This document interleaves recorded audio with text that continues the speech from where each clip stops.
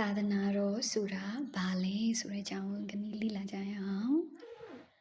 ဖယားရှင်ကိုရောမြတ်ကြီး45ဝါသောကာလပတ်လုံးစုဆုံးမဟောကြားတော်မူခဲ့သော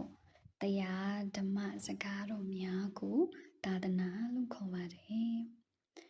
ဓမ္မခန္ဓာပေါင်းအနေနဲ့ဆိုရင်84,000ရှိပါတယ်အချင်းချုံလိုက်ရင်ဖြင့်ဘောဓိပက္ခယတရား38ပါးကိုရပါတယ်ထမှန်ပြီးတော့မှအချင်းချုံလိုက်ရင်ဖြင့်သီလသမာဓိပညာဆိုပြီးတော့မှသိက္ခာရက်3ပါးကိုရပါတယ်ထပ်ဆင့်ပြီးတော့သိက္ခာရက်3ပါးကိုကျင့်စဉ်အနေနဲ့ခွဲပြီးတော့မှပိဋကတ်3ပုံရှိပါတယ်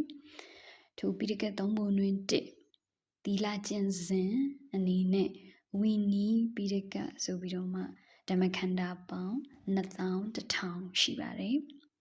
နဲ့တမာတိကျင့်စဉ်အနေနဲ့သုတ်တံပိဋကဆိုပြီးတော့မှဓမ္မခန္ဓာပေါင်း21,000ရှိပါတယ်3ပညာကျင့်စဉ်အနေနဲ့အဘိဓမ္မာပိဋကဆိုပြီးတော့မှဓမ္မခန္ဓာပေါင်း42,000ရှိပါတယ်ထိုပိဋကတ်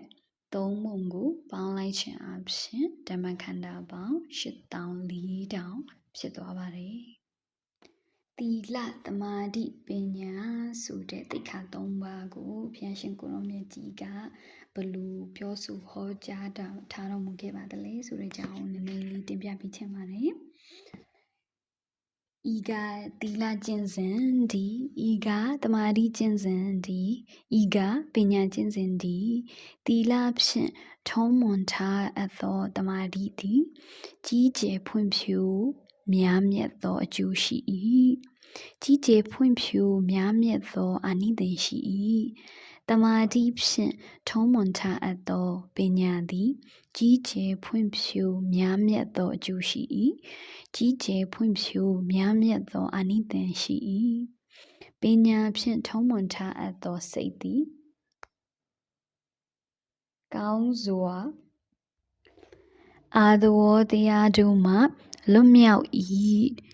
အဘယ်အာသဝတရားတို့နည်းဟုမူကာမသဝဘဝသဝအဝိဇ္ဇာသဝတို့ပင်တည်း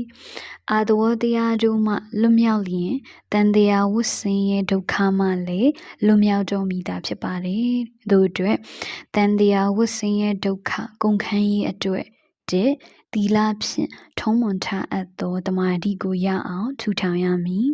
နဲ့တမာတိဖြင့်ထုံးမွန်ထားအပ်သောပညာကိုရအောင်ပွားများရမည်သို့မှသာလျှင်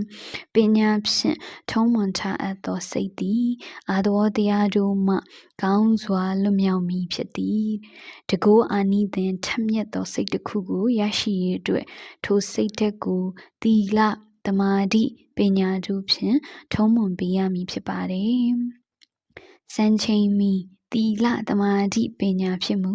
ထိုသီလသမာဓိပညာဖြင့်ထုံးမွန်ထားသောစိတ်သည်တရားမင်းဤဝရဇိန်လက်နှင့်မိုးကြိုးဆက်ထက်အစပေါင်းများစွာစွမ်းအင်များထက်မြက်လာ၏